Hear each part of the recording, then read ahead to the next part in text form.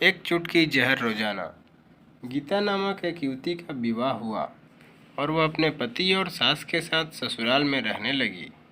कुछ ही दिनों बाद गीता को आभास होने लगा कि उसकी सास के साथ पटरी नहीं बैठ रही है। सास पुराने ख्यालों की थी और बहू नए विचारों वाली। गीता और उसकी सास का आए दिन झगड़ा होने लगा। दिन बीते, महीने बीते और साल भी बीत गया। ना तो सास टीका टिप्पणी करना छोड़ती और न गीता जवाब देना। हालात बद से बदतर होने लगे। गीता को अब अपनी सास से पूरी तरह नफरत हो चुकी थी। गीता के लिए उस समय स्थिति और भी बुरी हो जाती जब उसे भारतीय परंपराओं के अनुसार दूसरों के सामने अपनी सास को सम्मान देना पड़ता। अब वह किसी भी तरह सास से छुटकारा पाने की सोचने लगी। एक दिन गीता का जब अपनी सास से झगड़ा हुआ और पति भी अपनी माँ का पक्ष लेने लगा तो वह नाराज होकर मायके चली गई। गीता के पिता आयुर्वेद के डॉक्टर थे। उसने रो रो कर अपनी व्यथा पिता को सुनाई और बोली, आप मुझे कोई जहरीली दवा दे दीजिए जो मैं जाकर उस बुढ़िया को पिला दूँ, नहीं तो अब मैं ससुराल नहीं जाऊँगी। बेटी का दुख समझते हुए पिता ने गीता के सिर पर प्यार से हाथ फेरते हुए कहा, बेटी, अगर तुम अपनी सास को जहर खिलाकर मार दोगी तो तुम्हें पुलिस पकड़ ले जाएगी और साथ ही मुझे भी, क्योंकि वह जहर मैं तुम्हें दूंगा। इसलिए ऐसा करना ठीक नहीं होगा। लेकिन गीता जिद पर अड़ गई, आपको मुझे जहर देना ही होगा।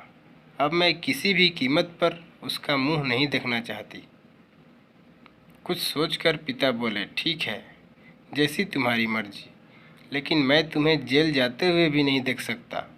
इसलिए जैसे मैं कहूँ वैसे तुम्हें करना होगा।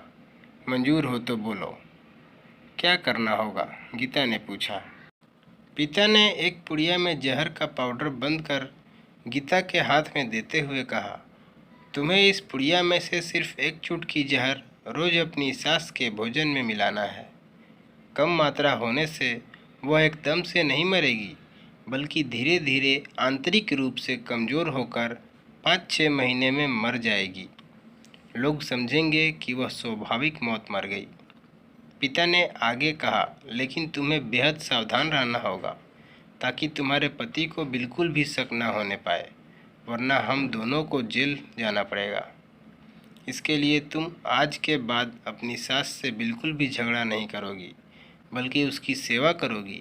यदि वह तुम पर कोई टीका टिप्पणी करती है तो तुम चुपचाप सुन लोगी, बिल्कुल भी प्रत्युत्तर नहीं दोगी। बोलो, कर पाओगी यह सब? गीता ने सोचा, 6 महीने की तो बात है, फिर तो छुटकारा मिल ही जाएगा। उसने पिता की बात मान ली और जहर की पुड़िया लेकर ससुराल चली आई।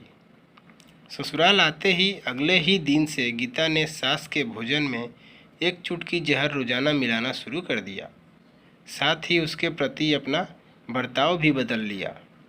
अब वह सास के किसी भी ताने का जवाब नहीं देती, बल्कि क्रोध को पीकर मुस्कुराते हुए सुन लेती।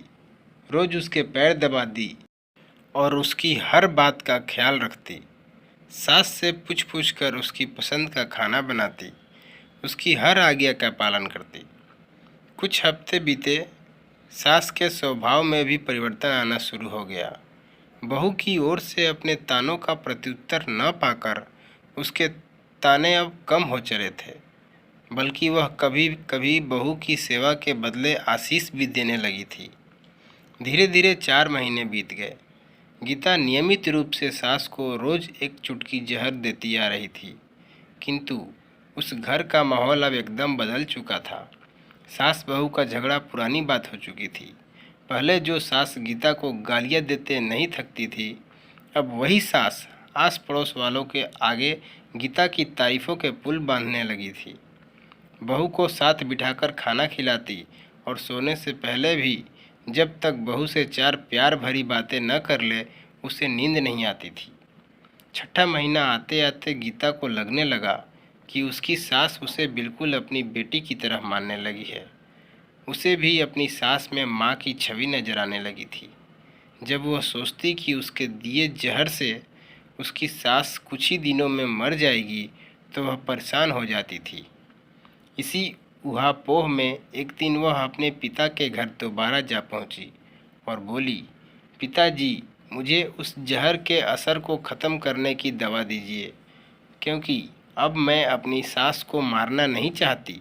वह बहुत अच्छी हैं और अब मैं उन्हें अपनी माँ की तरह चाहने लगी हूँ। पिता ठठाकर हंस पड़े और बोले, जहर? कैसा जहर?